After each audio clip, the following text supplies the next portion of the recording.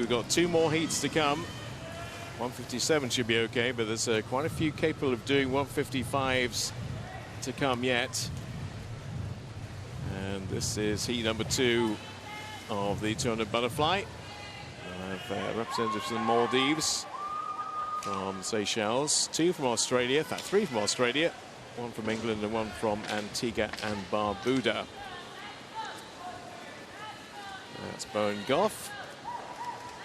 Jay Elliott getting his chance for England. He was involved in the England team in the Commonwealth Games in Glasgow, but a pretty barren period in terms of international swimming.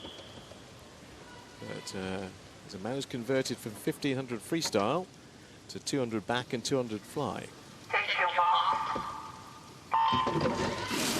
So 7 going in heat number 2 of the 200 meters butterfly. In terms of the start, pretty even break there. Jay Elliott off to the best start with the 0.6. See how that affects his early swimming. In fact, he's taken the early lead alongside Bowen Goff of Australia.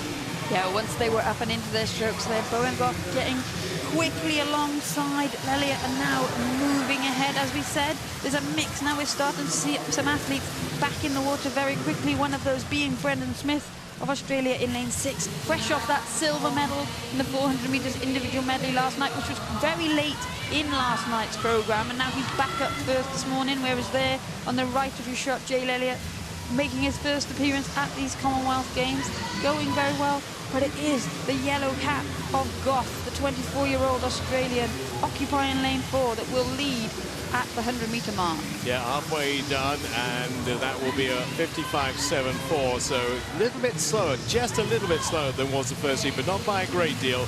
Goff leads from Elliott, and also flanked either side by 2 more Australians, Kieran Pollard in 3 and Brendan Smith in lane number 6. But Elliott's got a very strong finish, and he's showing that right now. Yeah, well, Elliott used to swim those distance events that you had 1500 meters, and you do have that residual endurance in you, and he had a very good turn, push off the wall. They used that underwater phase, made up some of Goff's advantage, and now it's down to just 0.21. And actually, Kieran Pollard has had a brilliant third 50 there to move in, and Brendan Smith is trying to make his move. Elliott is trying to get ahead. This is not over yet. No, it's a good head-to-head, though, isn't it, between Jay Elliott in the red cap and the yellow cap of Bowen Goff. Jay Elliott trying to hold on. The Australian's got a 2nd or 3rd win. Coming back again is Elliott. Needs a good time. Remember, top 8 goes through. He'll get 2nd place. It is Goff from Elliott, then Smith, then Pollard. The winning time is 1:57.53 for Bowen Goff. And for Jay Elliott, 1:57.9. That should be good enough for a top 8 place.